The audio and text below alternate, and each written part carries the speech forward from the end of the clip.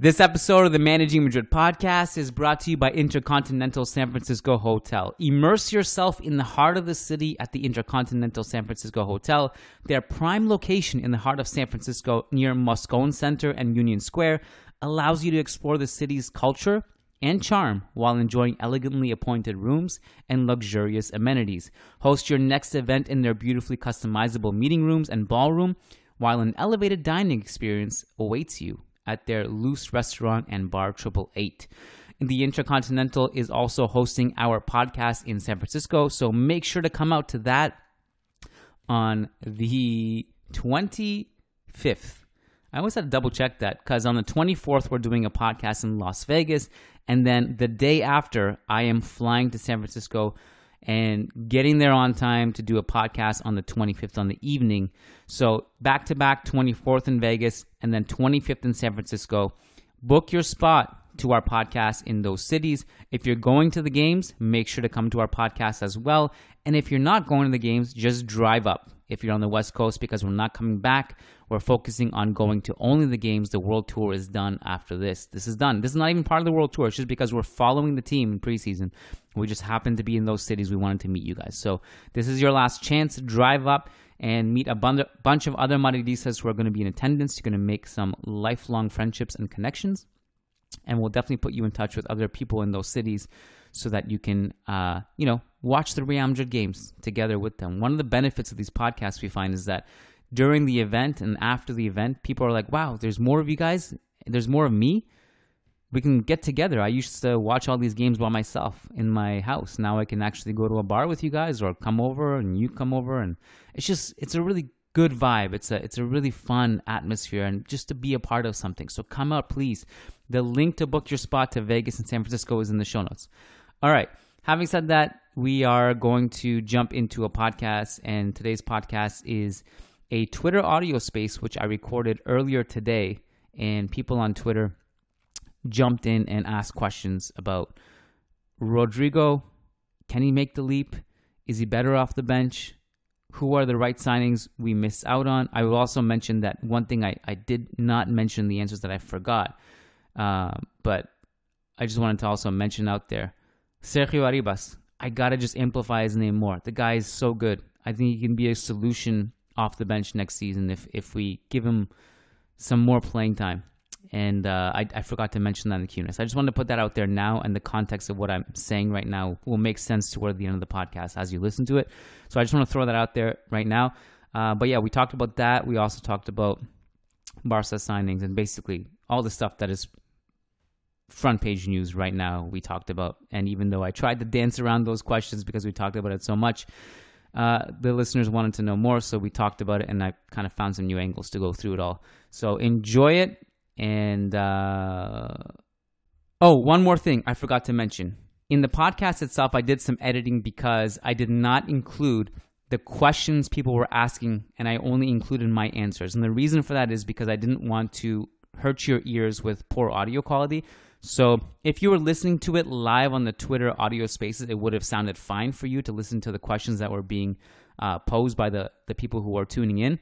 But it wouldn't have been good quality to post that part of it on this podcast because it wasn't amplified through the microphone as well as my voice. So what I did was I cut out the questions part and try to make it flow as seamlessly as I could, and only included my answers, but you'll get the gist of what the question was based on what I'm saying. So yeah, just wanted to throw that out there as well so you're aware of why it's only my voice in this podcast, because I only included my answers and not the questions for audio quality purposes. So with that being said, let's just jump into it and get started with the help of our friends Ray Hudson and Derek Ray.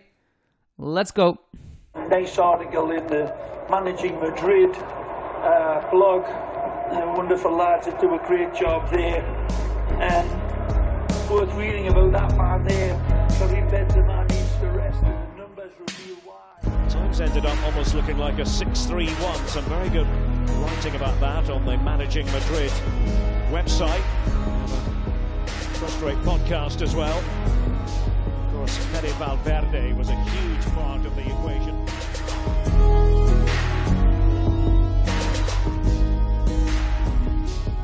What's up, everyone? This is Kiyan Sobhani. Kind of an impromptu Twitter Spaces session. We didn't have a podcast planned today, so I thought I would hop on. Always love interacting with you guys and just seeing what's up and just doing a more interactive Q&A style podcast. I want to give you guys a heads up as we wait for people to log on here and fill up the chat.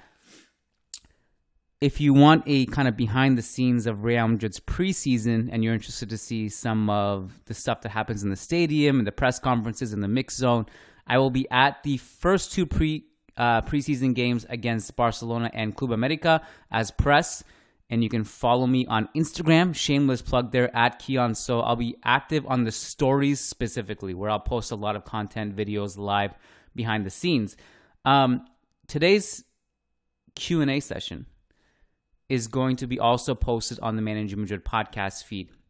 It's basically a way for me to cheat my way into getting content to put something up because our bosses at Vox Media want us to put out daily content. So this is my way of figuring out how to put content, is get you guys involved to ask questions. Now, just a heads up, when people ask questions on this podcast, just keep in mind that we go over the same talking points almost daily. So with respect to the people listening on the podcast itself who are subscribed, some of the stuff we've covered extensively in the last few days, our reaction to Barcelona's transfer window, what else? Real Madrid's lack of signings in the attacking front line. I guess those are kind of the two main ones. So I guess the point is try to get creative with your questions if you can, and I'll go through as many as we can. And I'm going to aim for about 25 minutes from now, because after that, I promise to take my 2-year-old for a walk. We're going to go for a nice walk into the forest on a nice trail. So 25 minutes, let's go. We're going to bring in Angelo as the first one. Let me just bring him in. Hold on. Angelo, if you're there, I always forget to have the first one. I always forget to bring in, how to bring them in. Hold on one sec.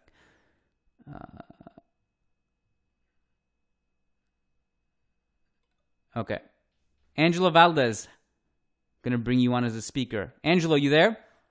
Yes. Can you hear me? I can, yeah. How you doing, my friend? I'm doing good. How about you, Kiyan? I'm good, thank you. Thanks for tuning in, man. What's up? I got it. Yeah, thanks, Angelo. I appreciate you.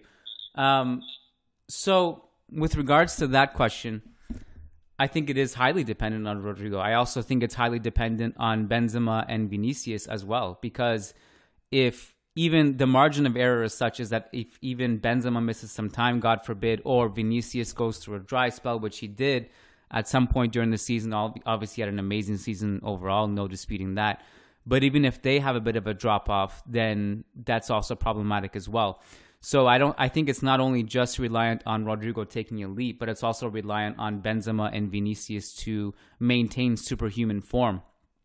Mind you, I actually think Vinicius is not the finished product yet, so there's also room for him to take yet another leap, which would be very, very interesting, and I expect him to. But it's reliant on all those things, and obviously this is the gamble that Real Madrid are taking. Like, for me personally, and I know this is a bit of a heated topic, and there are polarizing opinions on this particular subject, but I personally believe that Rodrygo is good enough to give him the keys and allow him more minutes and let him take a leap. But it's a gamble, obviously, and that's a gamble that Real Madrid have decided to take. Until now, the window is not closed yet. We'll see if someone is brought in, if other players leave. We'll see. But as of now, they decided not to go for people like Gnabry or Sané and rely on Rodrygo because they feel that certain players maybe aren't that good enough to justify the price in order to maybe stall Rodrygo's development, because they believe in Rodrygo quite a bit. And as much as I agree with that notion, although I would have liked to have signed Gnabry, I've been on record with that. I think he is one of those players you do make an exception for, because I think the fee would have been reasonable. And also he's just really awesome despite maybe a little bit of a down season. But given the fact that Rodrygo will be given more minutes next season, it is a gamble. Yeah, because let's be honest, as much as a lot of us do believe in Rodrygo, and I'm one of them, it's not like he had this season where he now all of a sudden becomes this indispensable superstar starter, which you can't bench. And I will say this about him. I think he was obviously awesome in the Champions League. The numbers in such limited minutes were incredibly efficient, not only this season in the Champions League, but the one before that. But maybe there is an argument to be made that he needs to be more consistent in the league itself and be also more proactive in that competition. So we do need him to take a leap. 20 goals and 10 assists, I think you said, Angelo, or like if he doesn't meet that, I mean, that's really optimistic. I think he's awesome, but it is pretty optimistic for him to hit something like that. I think realistically, I would be happy with 15 and 10. If he can hit that, I think that would be a pretty successful season, especially if that also meant that Vinicius continues to have an awesome season and Benzema is superhuman again. So that's kind of where I stand on it. It is a gamble, but I think it's a calculated gamble. I think it's also a gamble to make a big signing as well. So, we'll see how it plays out too. We'll see also by the end of the window if something happens, if something gets shaken up as well. But yeah, that's kind of where I stand on it. Thanks, Angelo. I appreciate you, buddy. We're going to bring in Shay Khatiri. Obviously, Shay is a patron and a fellow Iranian. So I'm going to bring Shay in. Yeah, fair question. So thanks, Shay. I appreciate that. So listen, to poke holes in it, that's not something I'm going to do because I think it's one of those kind of we'll see how it plays out. And I think the thing I also argued with signing someone like Gnabry or even Mbappe, had he come, is that I think Rodrygo would have been fine as a 12th man and sporadic starter for a couple years. Like, I know some people argued, like, he's going to start complaining about minutes. And, like, I don't think Rodrygo would have done that. I think we were, like, a couple years away from Rodrygo getting to a stage where he's, like, looking around and he's like, okay, it's time for me to be a starter somewhere. Sell me. And he'll start complaining. I just don't see that in Rodrygo's character. I also think he's young and I think he's been so good off the bench that I think it'd be way too soon to worry about that. I think that's a bridge maybe you cross in 2 years or so. So that's also a good, just a good point to make in terms of, well, it would have been nice to have someone who could be relied on game in, game out as a starter. So I don't know. We'll see, Shay. I mean, I think there are definitely examples of Rodrygo playing well as a starter as well. So just not to ignore that point. There's also another point to be made, and this is something that I'm not going to speak factually, but I would just assume, and I kind of believe that Ancelotti feels this way, is that I think we'll see Fede start on the right wing quite a bit too as well. It's not necessarily locked down for Rodrygo, and obviously that becomes more of a thing now that Tchouaméni has arrived and those the midfield competition, the midfield minutes are going to be more competitive this year, so which might allow Fede to just naturally play on the right wing more. So that's my thought on that. We have requests piling up. Just do a quick shout out to some people I see. Sam Leverage, Managing Madrid. He made his debut this summer. Has put out a bunch of great content. What's up, Sam? Mudasir, part of the Real Madrid Twitter family. What's up? Yash Thakur, what's up? Always nice seeing you here. I see a few patrons as well. Jiboyega. We got Shay, obviously, who just came on. And so just wanted to send some love. And I'm sure there's a lot of people here who I can't really see everybody. There's just so many. I got to keep scrolling. But just wanted to give a quick shout out and love to you all. Next one is Jesse Talks. I'm going to bring Jesse Talks in. Jesse is connecting. What's up, Jesse? How you doing? You there? Got it. Awesome. Thanks for the question, Jesse. As to like who starts, I don't know the answer to that, and I don't know if anyone does. I mean, there's a lot of reports that Ancelotti sees Alaba as a left back. We'll see.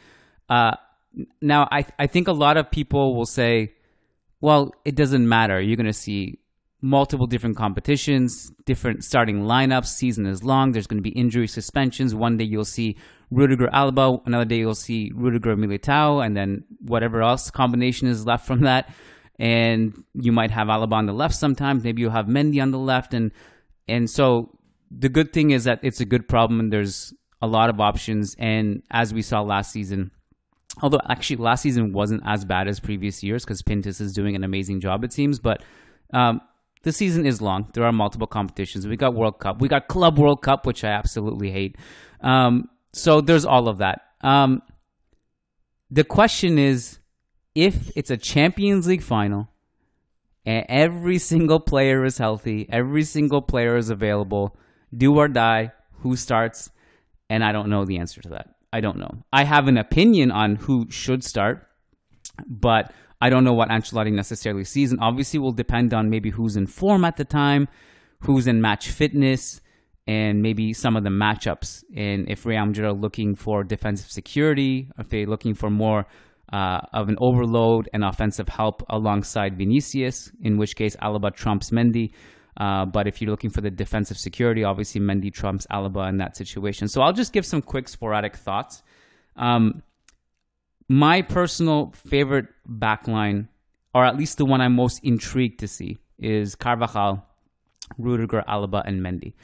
And so there's some pros and cons, which I'll list to it.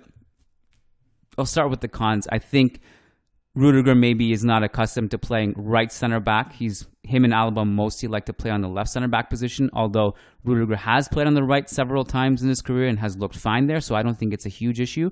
And then Mendy, to me, is a better left back than Alaba. I think Alaba is his best position is a left center back. I also think it helps our ball progression tremendously to have Rudiger and Alaba together. I also think the argument of Alaba's better offensively than Mendy is undoubtedly true, but I would also say I thought Mendy and Alaba had a really good understanding as the season went on, and I actually was surprised almost at how easily they just got along and how synergistic their partnership was, given that Alaba just came in his first season and immediately meshed. But that also is a testament to Alaba, who just seemed to mesh with everybody as soon as he came in. But their understanding to be able to switch on the fly, like there were sequences where Alaba would go and just join the attack and seamlessly and without like almost through like just cerebral communication without saying anything, Mendy would just know. Mendy would go and cover for him and take the left center back role temporarily while Alaba would go and help Vinicius in attack. So that's my preferred partnership. And that's not a knock on Militao, who obviously had a bit of a dip in form, but I thought recovered really well and was awesome in the Champions League final for the most part. And I hope that rest next season with Rudiger here and having more competition as well will make him even better next season. You know, growth is not linear. There are growing pains with him, and he had some last season. I think Rudiger will be good for him. So that's the one I'm most interested to see, that specific back four. And for those reasons that I mentioned as well. I also think Mendy is in a lot of ways underrated. I think defensively he's just so freaking good that, you know, he's invaluable in big Champions League games when he's going up against superstar winger after superstar winger after superstar winger, and he just holds his own and he goes into lockdown mode. It's incredibly impressive. And I think if you go back through Real Madrid's history, there are maybe like two from a pure defensive standpoint who were as good as him at the left back position. That's saying a lot. I mean, a lot of our wing backs are known for their offense. Mendy is not that, but defensively he's so good. I think he makes up for a lot of his lack of offensive production. The other thing I'll say about him is that he's a great ball carrier. His press resistance, he improved a lot last year, so he's been better on the ball. He just needs to really urgently form better synergy with Vinicius, because it's pretty much non-existent between those two right now, which is one thing that I would like them to improve on. All right, we got 10 minutes left. We're going to move on to Willie. So I'm going to bring Willie in. One sec. Add as a speaker. Willie is connecting. Thanks for your question, by the way, Jesse. Appreciate it. All right, Willie, you here? Got it. So thanks for the question, Willie. A lot of great points. I took kind of mental notes as you were speaking, and I'm going to try to, I guess, go through your concerns and questions chronologically as I remember them. One is that the concern over, you know, us having a Benzema injury away, even saying that out loud makes me sick. I actually get a little bit nauseous saying Benzema injury. So God forbid. But the thought of, you know, that ending our season is it's a frightening prospect. But what I'll say about that is that if any superstar on any team gets injured, it's pretty disastrous. Like if it's really hard to have a backup plan for that, because if Cristiano Ronaldo at his peak got injured at Real Madrid, it would have defanged us a lot during our Champions League run. Same if Lionel Messi got injured at Barcelona at his peak. If you go on list like any superstar, and it's just, that's why the backup to the superstar is such a role to fill. And my question would be almost, it's a rhetorical question in some sense that I'm asking towards everyone listening to this, is like, who are you going to fill that position with? And here are the couple names that make sense to me, because I actually think that it is someone I would like to have a backup for that role, but it has to be someone who's like a seasoned veteran who doesn't care about playing time as much, who would be willing to play a handful of games a season, but also at the same time, he wouldn't be cold. Like, that's the problem with like relying on a Castilla backup, for example, like Latasa for me, for example, is he's good, he's talented, but he needs to play. At that age, you need to play. And if you're not playing regularly, you're not going to develop. And to ask him to come into a big game when Benzema can't play, it's asking a lot. And I don't even think Ancelotti would even trust him in that situation. But if it was someone like a Dzeko or like a Cavani even, Dzeko to me would be a great signing because he's just still really good. But again, I don't even know if he would accept that role. So my point is, while I think it's makes sense to sign a backup striker, you also have to ask the question, like, who is going to accept the role that is being presented to him, So that's one thing. That's why it's hard to fill. It's not a backup to Morata. It's not a backup to, somewhat just a random good striker. It's a backup to a superstar who's about to win Ballon d'Or. It's an incredibly difficult position to fill. And I think the club has to weigh that and be like, okay, well, I guess we have three players theoretically we could put in as a false nine in that situation. Let's just hope it's not Modric again, like we saw against Barcelona. But Rodrygo is kind of built to play that role. Hazard, I think, can do the link-up side of things if he's healthy, but maybe not the goal-scoring side of things. You have Asensio. So I think that's where the club will go. It's just a really hard position to fill. And with response to Barcelona and what they're doing, well, you can't let what they do dictate what you do and start panicking and signing someone just because they did. They got to do their own thing. The reality is that they have more to improve than we do, naturally, because they just we're in a worse situation than we were. And we are by default better, by the way, because we just signed two awesome players. So that's my stance on it. All right, what do we got? 4 minutes left. We're going to bring in Jiboyega. Hold on. Add as a speaker. Connecting. Thanks for your question, Willie. Appreciate it. Jiboyega, you there? Okay. So, yeah, thank you for your question, Jiboyega. I'm just going to mute you, and I'm just going to kind of end it, but I'll answer it, and then I'll end it because it's time to take my son for a walk. But so that, I guess it's subjective. I suppose I know it's a valid concern to not having a right winger signed yet. And again, we'll see what happens at the end of the transfer window, and we'll see if there's any more departures. I do think the club is trying to get rid of some of the players there who maybe they don't believe in having a huge part of the rotation, and we'll see if that opens room. But it's like, to me, Raphinha would have been considered a panic signing at that price. I think Raphinha is a good player. I don't think he's the type of player who moves the needle enough for you, even despite what the market is today and the amount Barca had to pay for him. It's a lot of money, and the question is also, how much does that stifle Rodrygo's development? How much do you have to now incentivize to play him more and give him some of Rodrygo's minutes? And also, sometimes you just got to wait to see if there's a better market opportunity. A lot of, like, our best signing of late, of the last few years at least, has been Courtois, market opportunity. And same thing happened with Camavinga, market opportunity at the last second. I just feel like maybe if you hold out, you might find something better than Raphinha. And like, again, to me, going back to what you were saying, Gnabry would have been probably cheaper than Raphinha because of his contract situation, and we didn't even go for that. And so that kind of gives me an idea of where our head's at, and I don't agree with that decision. I really think Gnabry would have been a good fit and a better player than Raphinha, and probably would have been cheaper, or at least if he's the same price, it would have been at least a better deal. I don't know. I guess we'll see if a better market opportunity arises, and we'll see the leap that Rodrygo takes. My stance on it is that I think the club wasn't that desperate. I think if you get someone like Mbappe, obviously that's someone you bring in. But if the name is not that interesting, I think you're taking a gamble, a financial gamble, especially after the money you spent. So I'm going to end it there, and we'll see. My son just walked into the room. Do you want to come say hi? Do you want to come say hi? Say hi.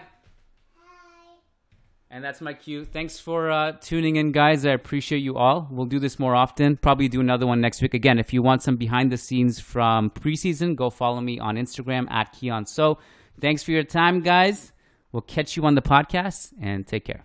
All right, before we let you guys go, we wanted to give a quick shout out to our patrons over on patreon.com/Managing Madrid, who do so much to support the show. If you like high quality journalism and you want to stay away from some of the sensationalist stuff and you want some analysis, and you like our work, go over to patreon.com/Managing Madrid. You get a ton of bonus shows, and we wanted to give a specific shout out to our $10 plus patrons, because if you pledge $10 or more, not only do you get guaranteed responses to your questions, but you also get a specific shout out on the podcast. So shout out to Brandon Alvarez, Willie Reed, Wei Pering, Wamik Jamal, Umar Mahadi, Tyler Simon, Tobias Arroyo Botcher, Tariq Goktas, Talib Salhab, Tahmid Kalam, Sushank Damala, Sujaiwani, Sumanchu Singh, Shivam Tiwari, Sherry Soriol, Sheikh Hatiri, Shamil, Shabazz Sharapov, Sergio Arispe, Santos Solorzano, Samir Z, Said Mahad, Sai Mohan Sasi Kumar, Rodrygo Balmaceda, Rishi D, Rafi Irfan Zaman, Phoenix, Peter Powell, Paulo Fierro,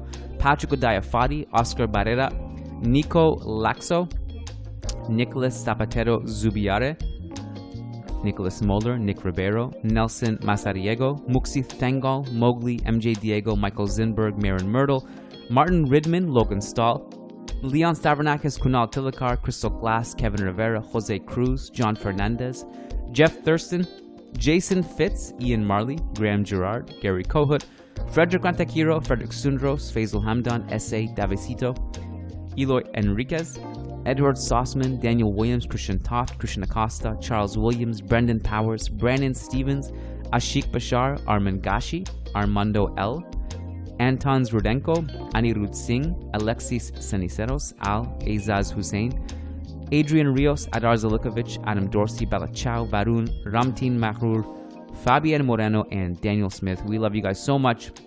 Appreciate your support. Thank you for being part of the family, and Hala Madrid.